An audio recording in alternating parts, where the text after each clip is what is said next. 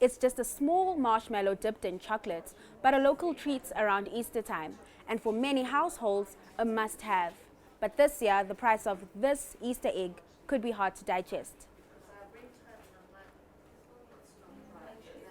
Last year, a box of 36 Beacon Easter eggs would cost you about $64.99. Now the same box could set you back as much as $89.99. That's a 38% increase in just a year. The increase has mainly been due to input costs driven by high commodity prices like sugar and cocoa, which are key ingredients in making chocolate. Inflation is still stubbornly high, particularly on the food section. What we've seen is that food prices in South Africa have not been able to track global trends, which have been coming down since April last year. For South Africa, the dynamics are really inherent locally.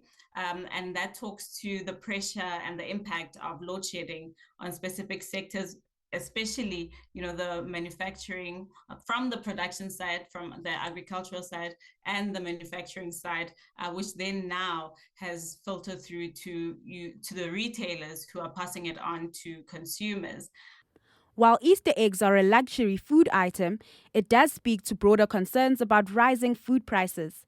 In response to this, the Competition Commission has slammed food producers and retailers over prices, saying the hikes are unjustified.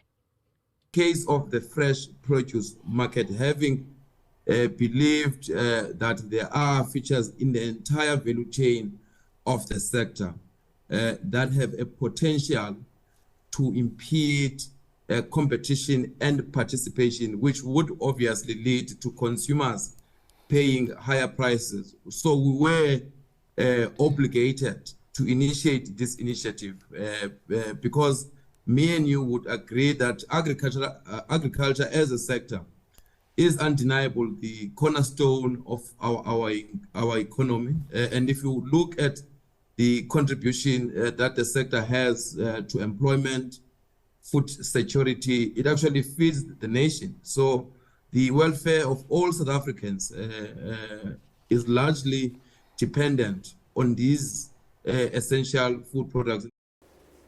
And as we watch that unfold, cash-strapped consumers still have to deal with elevated prices, and in some cases have to make a tough decision between wants and needs, which might make this year's Easter just a little less exciting.